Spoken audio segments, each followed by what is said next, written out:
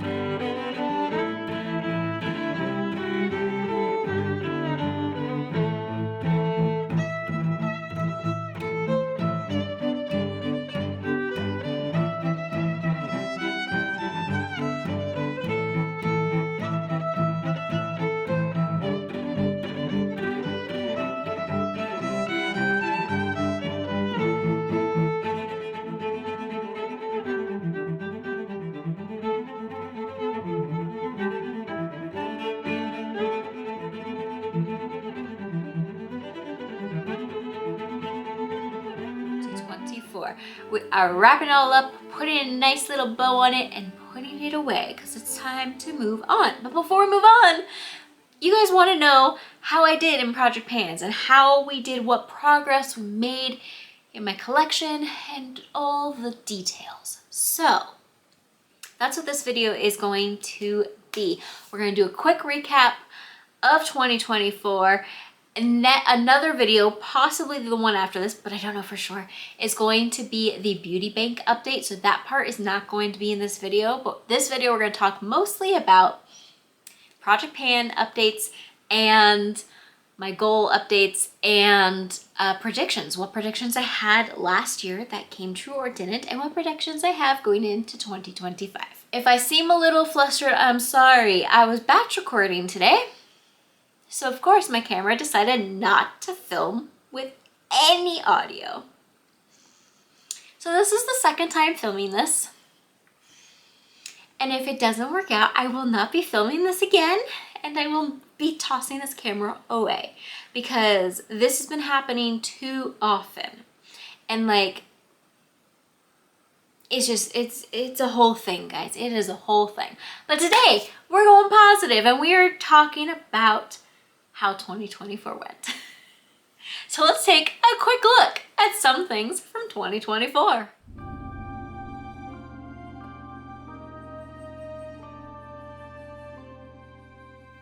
So in 2024, I participated in 3 Project Pans. The first one we're going to talk about was the Star Wars Project Pan. That one ran from January 4th until May 4th. It had 10 different prompts, and that meant that we brought in 10 different items that were competing to try to win and save the Star Wars world. I don't remember, but we went through and had some big usage goals for those 10 items, and I am very glad that that one went so well. It had some really fun prompts and just prompts related to Star Wars, such as Anakin Skywalker, battle droids, and of course Jar Jar Binks. Because you can't have Star Wars without Jar Jar Binks. I know, you're all gonna leave me now. It's okay. That one was a really fun one, and I do believe the creator of that has since made another Star Wars one or is going to be making more Star Wars ones.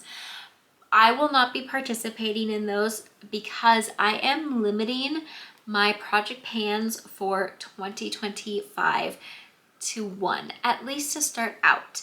And so this one just won't be in it, but it was really fun, and if there is more like this later on down the road, I may consider joining it.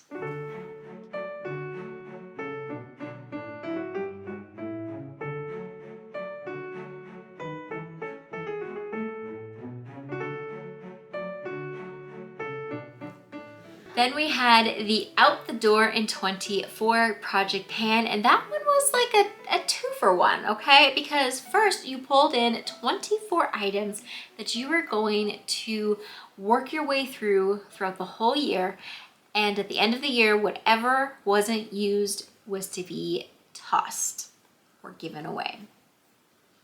So it was kind of like, use this up, use it or lose it type of situation, which was really, really good for me. And I really actually did really well with that type of, let's say, pressure and like commitment. And then the other part of it was every single update also decluttering 24 items from my home. It could be makeup, but it most of the time wasn't makeup. In fact, it was very seldom makeup or beauty related. So through that project, part of the decluttering side of it, I parted with over 200 items from my home, which when you're doing it month by month does not seem like a lot. But when you add it all up, you're like, holy moly, 200 items? It really makes you question what you're bringing into your home and what you're spending on. At least that's what it did for me. As part of the beauty side of it though, I'm going to tell you what items we brought in and when they were rolled out, meaning fully used up, or if they were decluttered. So we had 24 items. The first of which was Not Your Mother's dry shampoo, which I rolled out in February. Then Not Your Mother's hairspray, which I rolled out in August. Then I had 3 sets of Kiss press-on nails. 2 of them were mustard yellow and one was this tealy color called Abstract. Those were rolled out in March and then September and September. Then we had the Pixi Makeup Fix-It Spray, which was a setting spray. I really did not like the rose scent. That one got finished and rolled out in April. Then we had the NYX Dewy Setting Spray, which I finished in March. And then the NYX Matte Setting Spray, which I finished in August. The matte one I have since repurchased. Then we had the Bodygraphy Pro Makeup Brush Cleaner, which I finished up in June. Then the Tarte Finishing Powder, and guys, this one I found to be a favorite product of mine because it was forced to be used. Before bringing it into this project, I had barely used it, if ever. I may have opened it with this project, I don't remember, but I clearly didn't know that I wanted it. Through this project, I found a favorite product, and it was that one. And this one I finished up in on end of November, beginning of December. I don't exactly remember when because I was really not doing great at tracking things in November and December, but it was somewhere around that time frame. Then we had the Benefit Their Real Mascara, which was rolled out in March. Then we had the Milk Makeup Hydro Primer. That was a sample size and that was rolled out in April. Also in April, we rolled out the Ofra Cosmetics Rays of Light Primer, which was another sample size. Then we had the Studio Makeup Tinted Moisturizer Foundation. That was finished up in May. That is still to this day a favorite foundation that I wish they would restock. Then we had the Essence Highlighter 04 Divine, which I just tossed. I went through the year, I did what I could do with it. I knew from the beginning I didn't love it, but I wanted to use it up. And I got some use in it, but ultimately I just tossed it because I didn't like it. I just didn't like it. Then we had the e.l.f. Eyeshadow Primer, which I used up in May. Then we had the Ciate London Dewy Blush Papaya. This was another one I ended up just decluttering, tossing. I got some good use in it, but it just wasn't a formula that I really loved and really enjoyed grabbing often. So I would not rebuy it, but I do think it's a perfectly fine product. Then we had the Shades by Sean Gel Eyeliner in Black Tea. And this one, guys, I made an executive decision to go ahead and keep because it became one of my favorite black eyeliners. I used it a lot. Every time I needed one, I used it, and I still had a little bit left, and I was like, you know what? I'll substitute. Instead, I got rid of a couple other black eyeliners and kept this one, and I am okay with that. I am okay with that. Then we had 2 of the e.l.f. sheer sticks. I had it in Golden Pear and Black Cherry. Both of those I did get some good use in, but ultimately I didn't finish them, and so I ended up having to declutter them. I did like them and would repurchase, but I don't think that they make them anymore. Then we had the NYX High Voltage in 15, and this one I just straight up decluttered. I tried to use it. I think I got maybe a few uses throughout the whole year, but it just wasn't a color, a shade for me. Then we had the CoverGirl Smoochie's Lip Balm in Party Girl. This was another one that I just had to declutter by the end of this project. And I did get some use out of it, but ultimately it got too dry and too old. I really loved having this color in my collection and would repurchase it if it was still around, but I just had it for too long. If you are hearing snoring, it's my puppy. Welcome. It is her snore time. Then we had the Color Lippy Stick in Infinite Best, and this one I could not wait to declutter. That I got rid of so fast. I used it, I forced myself to use it as many times as possible, but I did not like that product, would not buy that product, would not recommend it. It is so messy, so messy. So that one I did get some use in, but ultimately decluttered. Then we had the KAB Lip Oil in Lemon, which I rolled out in May. That one I brought into this project because it was a favorite, which meant that I had stopped using it because I didn't want to part with it. So I forced myself to bring it in, forced myself to use it, and it is gone, and I loved it and I would rebuy it. And finally, we have the Purlisse Foundation Sample. This one we rolled out in February. That means that out of the 24 items brought into this project, I used up completely 17 of them, which is honestly a really good number, much better than I expected. I ended up only decluttering 6, again, much better than I expected, and I decided to keep 1. So honestly, I think that this project was not only eye-opening, but refreshing. It felt good to force myself to get through these products that were just, for one reason or another, just sitting around taking up space. Some products I found that I really loved and wish I had decided to use them earlier. And other products I'm so glad to be done with and will not be repurchasing. This project, I do believe, is continuing. I do believe the creator is continuing it with Out the Door in 25, or maybe she changed the name a little bit. I do not remember fully. I really enjoyed this project, and I really enjoyed doing this with the people who are doing it. But it is not one that I am going to continue in 2025 because I just have so much coming up in this year that I need to make sure that the amount of stuff that I have to keep track of is minimal. So this is not one that I'm going to keep around for 2025. But maybe in 2026, maybe I'll do it. Maybe I'll do something similar. You'll just have to stick around and see.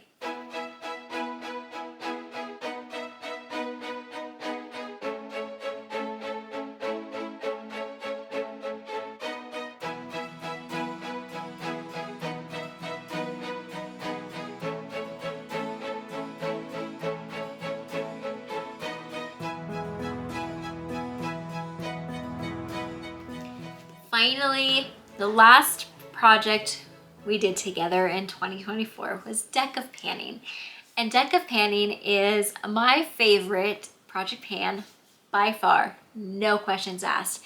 The variety it gives me, the versatility it gives me, I just love it. And it's so fun and unique from every other project pan I've seen out there. So this one is started by Emily, and it is an open project pan. So if you want to join it, or if you just want to find other creators doing this, I will of course leave her information down below and the playlist that is currently going. So Deck of Panning went from January 20th through November or December 20th of 2024. I did not do the last 2 updates. I know. But I made some good progress. So through that project, I rolled in 40 different products. 40. That means that there were 40 items that I got intentional use on and decided if I liked them and how I wanted to use them better. And I think that that is beautiful. So the numbers, the things I rolled in 3 foundations, 2 primers, 2 blushes, 1 bronzer, 2 highlighters, 6 lip products, 1 hair product, 14 single eyeshadows. 14. If you know why I rolled in 14, if you know, then you know what my favorite shade of yellow is that I own. Then we rolled in 1 eyeshadow palette, 1 mascara, 1 skincare product, and 2 eyeliner or eye pencils, and 2 sets of nails, and 1 face palette, giving us 40 different products. Through that project pan, I got to experience really finding which shades of certain things I liked the most. I got to really get some good use on products that I don't always reach for, like primers. And I really got to see what I have in my collection that I do not like. And that's what helped me when it came time to do my end of year decluttering, which if you haven't seen those videos, they are all up now. And the last one actually has a giveaway that may or may not still be going depending on when you're watching that. So make sure you check those out if you are into decluttering videos. Deck of Panning is the project pan that I will be doing in 2025. It has actually already started for most creators. I needed a little extra time before jumping in full force, so I will not be starting until the February update. But I will be doing Deck of Panning, and I'm so excited to continue that series. It is now time for predictions. What predictions did I make in 2023 for 2024? And was I right? So the first prediction I said was that I thought dupes were going to continue. So I would say I got that 100% right, because throughout this whole last year, we saw dupes continue to be released, and not just from 1 or 2 companies, but from several companies. Dupes were the talk of the year. Dupes were selling like crazy. Then I predicted that lip oils would continue to be big through the first part of the year, but then slowly taper off. And I think I would say that I got that correct, because we did see that. We saw in January and February and even March that several brands were still continuing to release lip oils. But after that, it slowed way down to where really it was mostly just brands releasing new shades in their already existing lip oil lines, and very few brands actually came out with a new lip oil line. So I think I got that one correct. Then I said that the Pantone color of the year, which was Peach Fuzz, would make such big movements in the makeup world. I thought we were gonna have so many peachy, orangey eyeshadows and blushes and lip products.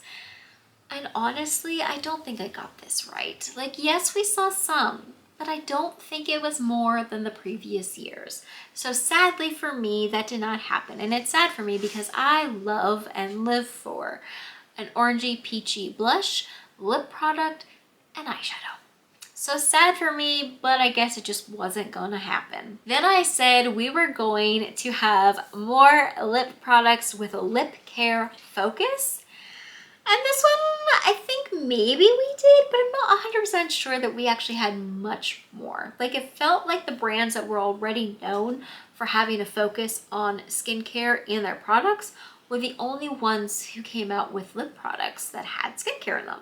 Like, it really didn't go as far as I thought and had hoped it would. Then I said that mainstream brands, not indie brands, mainstream brands, were going to see much more Halloween specific releases. And I think, especially in the drugstore scene, we definitely saw that. There were so many Halloween releases. It was insane. And I think the indie brands really made that happen. It really did. It let the mainstream brands know that they could sell that. Then I said that we were going to see the most new palettes released in the springtime and like winter/Christmas season. And I don't think I was right in that. I think we saw the most new palettes in summer and fall. I feel like spring had some, but not not that many. And then Christmas and winter, of course, had some, but again, not that many. I feel like the majority were in summer and fall this year. So that one I did not get right. Then I made 2 brand specific predictions. The first one was that Bare Minerals would continue their upward trend, release a bunch of new products, and really break into being seen and used by a much bigger variety of people from different skin textures, different skin colors, and different age groups.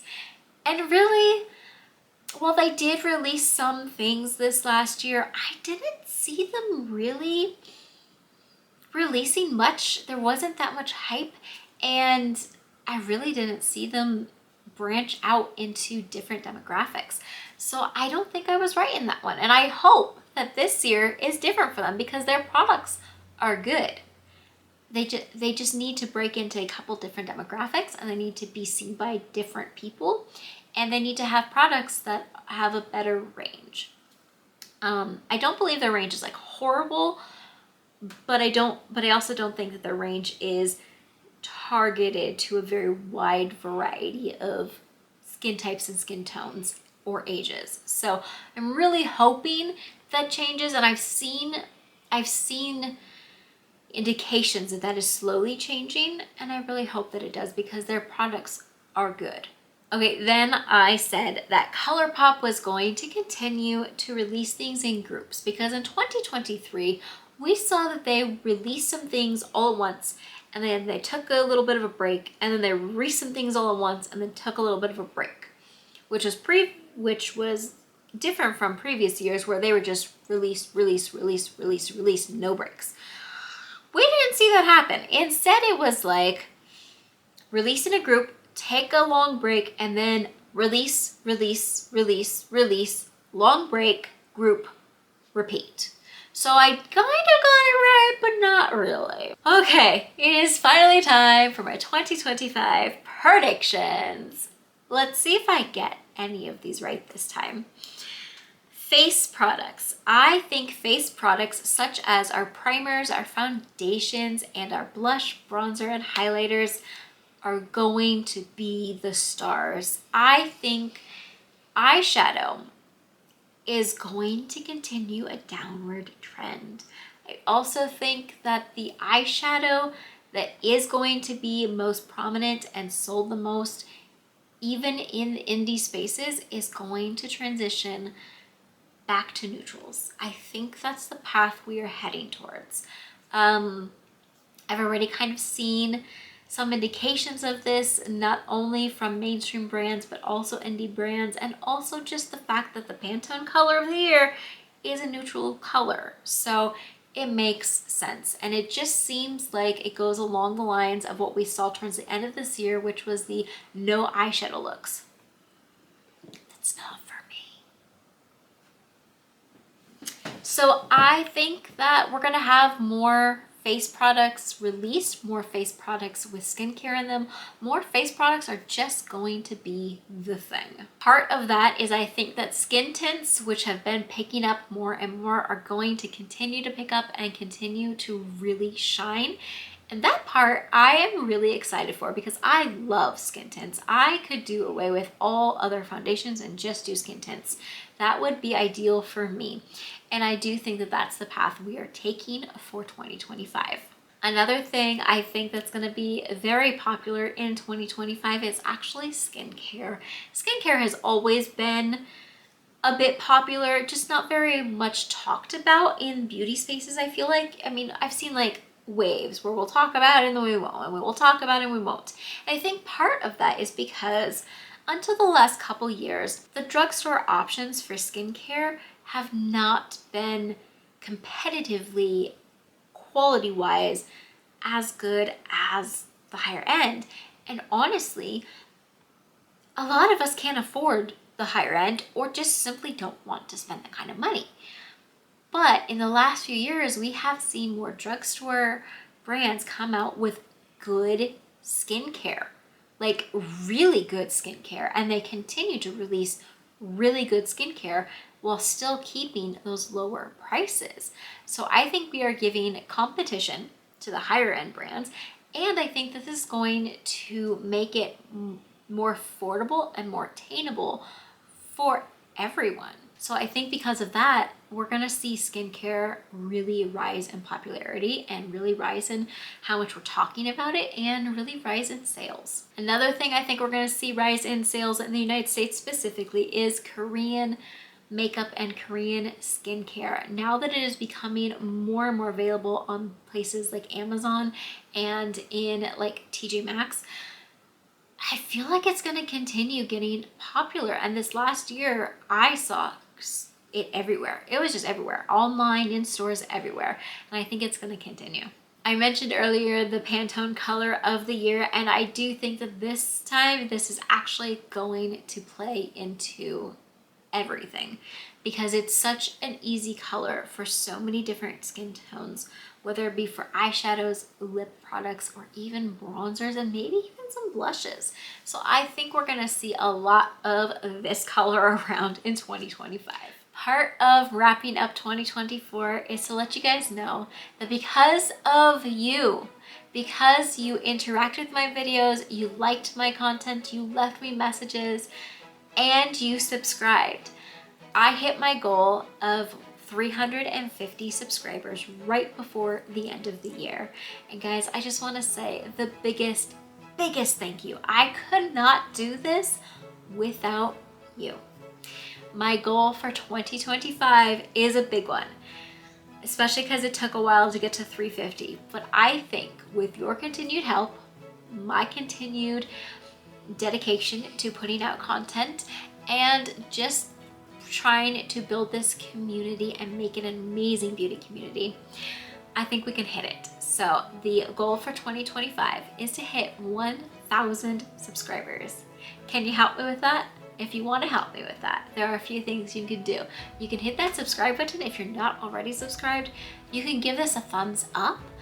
You can share this video or any of my other videos. So like if there's a video of me putting on makeup that you think a friend would like, share that one, because that's much more interesting to get new people than this. You can also just leave a comment, leave me an encouraging note, leave me a note telling me what your favorite makeup product of 2024 was, or what products you're hoping to see in 2025. Whatever it is, those are all excellent and important ways you help me. The other way is something you're already doing in this video, and it is watching all the way through to the end.